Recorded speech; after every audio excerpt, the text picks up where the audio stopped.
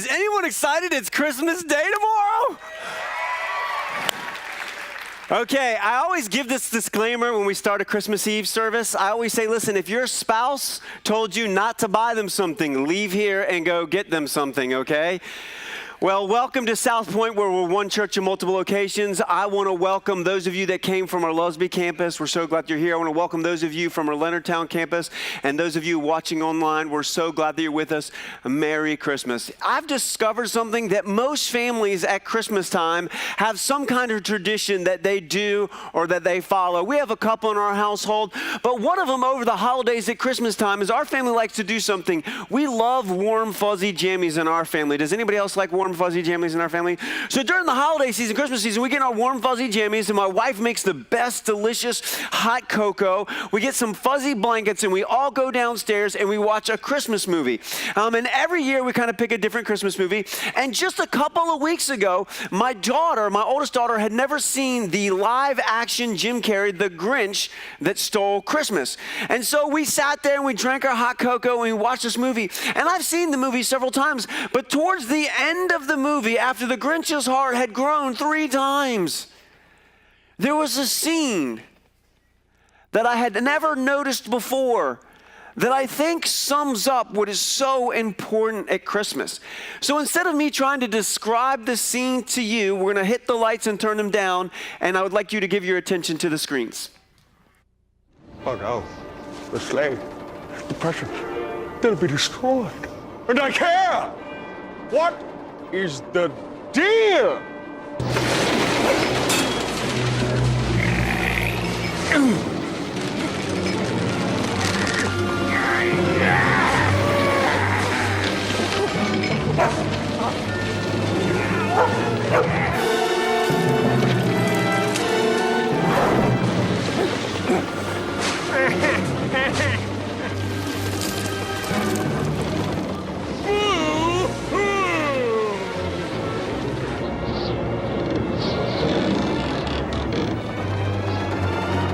Oh, well, it's just toys, right?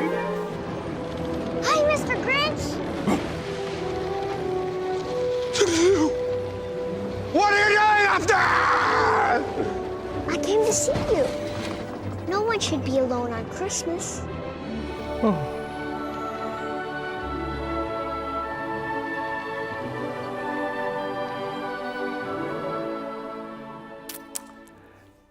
Did you catch what in one sentence I think sums up why Christmas matters? Did you catch what she said? She said, no one should be alone at Christmas. Because we all know a truth. As a matter of fact, I'm going to put it up on the screen, and here's the truth that we all know. Regardless of how you celebrate Christmas, no matter what your traditions are, no matter what kind of, traditions you have, regardless of how you celebrate Christmas, it's not Christmas without...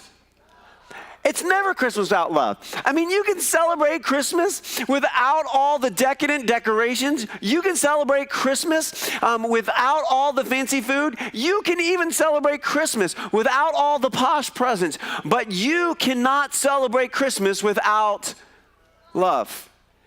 And that's why Cindy Lou said no one should be alone on Christmas, because it's not Christmas without love.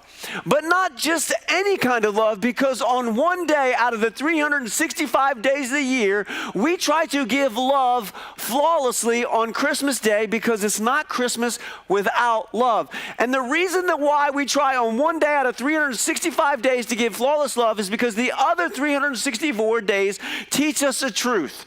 And the truth is something that we already all know. You know this, I know this. You didn't need to come to a Christmas Eve service. We've all experienced this truth up here, that as flawed people, we give flawed. It's not a trick question. Let's try that again. As flawed people, we give flawed despite our best efforts. Listen, we can try our best, we can hope to do best. Despite our best efforts, as flawed people, we give flawed love. And I was thinking about this, and I go, man, I am the classic example of that. I have hundreds of stories where I could describe this. Matter of fact, when my girls, I have 2 daughters, they're a little bit grown now, but I remember when they were somewhere between 10 and 12, kind of preteenish.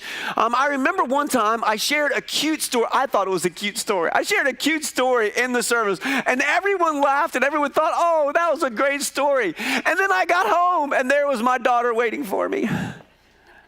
Dad, what? I can't believe you did that. And I'm like, what did I do? I shared a cute story.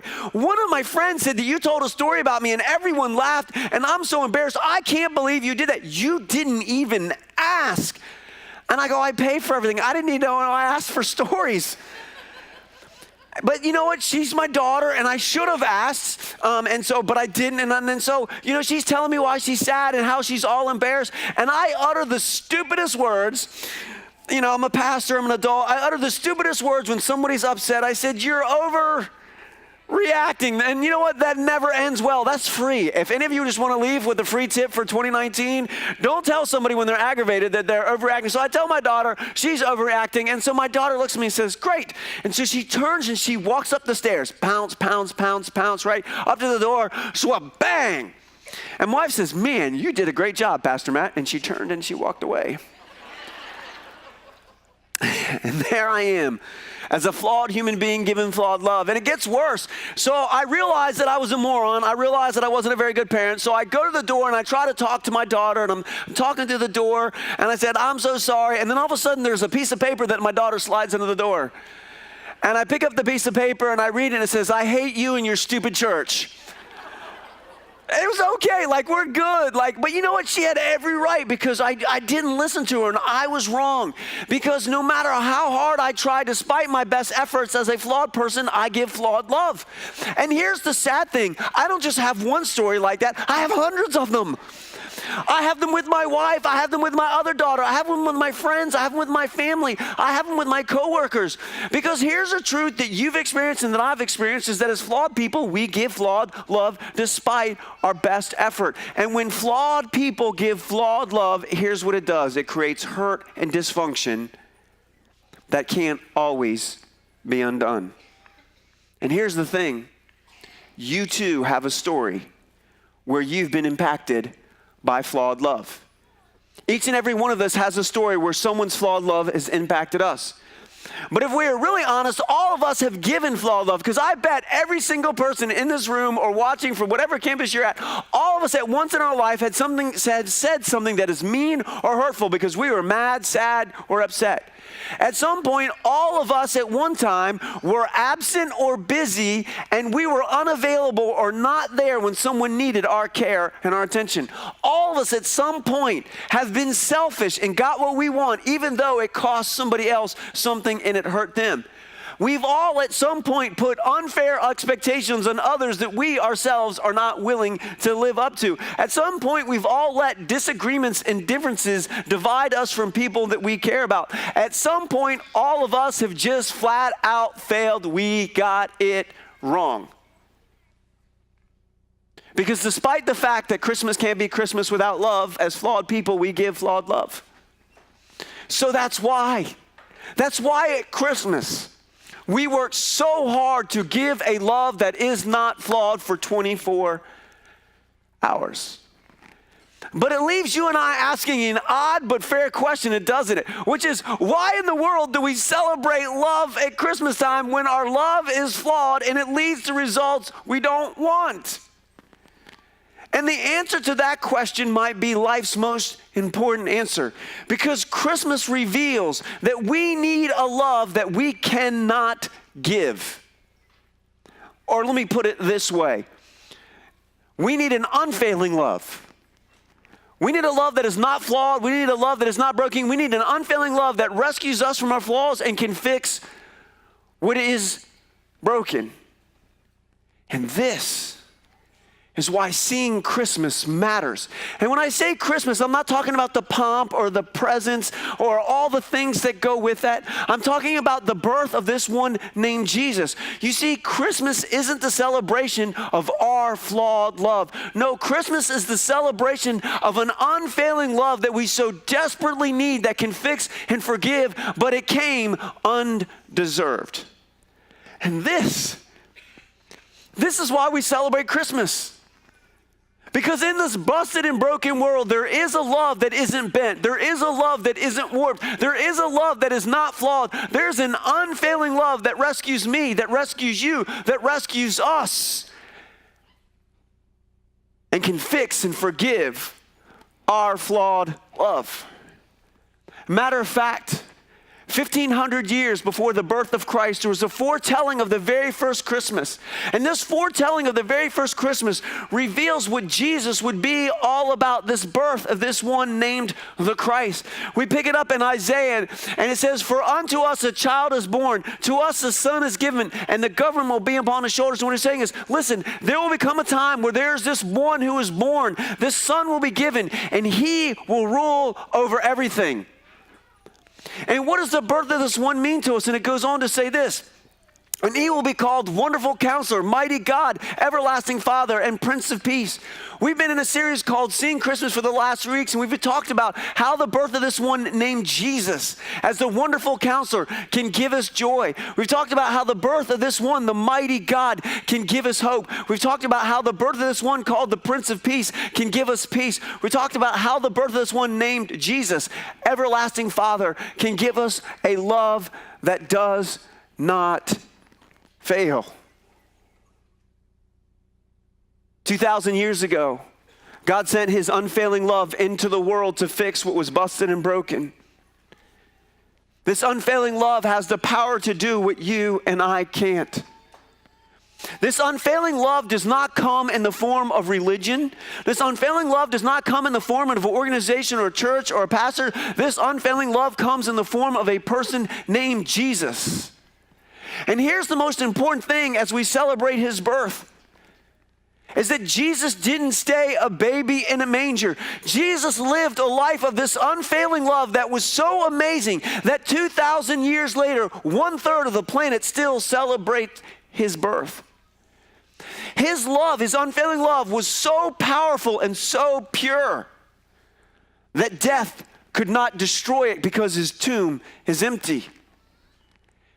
And he didn't get put on the cross. It was unfailing love that kept him on the cross to pay for my flaws and your flaws and our flaws. You see, unfailing love is found in a person, God's gift to you and I to fix and to forgive our flawed love. Now, here's a secret. There's a secret about unfailing love that everyone here needs to know. There's a secret about it, and so I'm going to tell you that. But before I do, I've got some really, really good news. Did you know that every Christmas Eve service has a built-in timer? You should be smiling, or preachers would go on and on.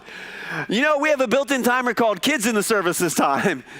And at some point, you're going to be done. So the good thing is, as I come to the close, I want to tell you what this secret that everyone needs to know about unfailing love. And here's the secret everyone needs to know about unfailing love, is that unfailing love can be defeated, but it can only be defeated by one thing and one thing alone. Unfailing love can be defeated by choice. You see, for love to be true, for love to be genuine, it always requires a choice. And just like when any gift is given, it can be rejected or it can be received. And so I wonder, as we celebrate the birth of this one named Jesus, when heaven met earth, I want to ask, how have you responded to the gift of this unfailing love? And I'm not talking about just knowing about Jesus. I'm not even talking about just believing in Jesus. I want to know, have you said yes to Jesus?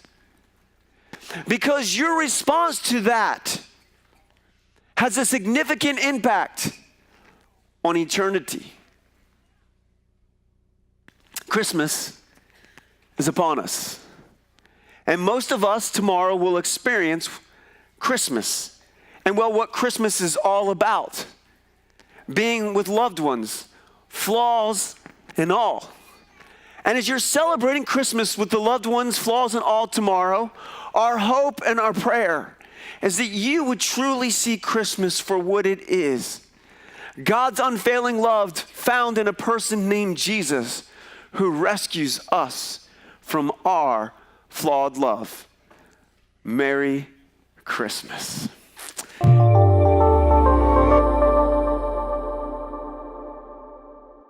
If you're ready to take the next step in your spiritual journey or continue to support SouthPoint, you can connect to a small group, serve on a team, and give financially by clicking the box on the right. To watch other sermons from SouthPoint Church, click the playlist on the left. Click the logo to subscribe.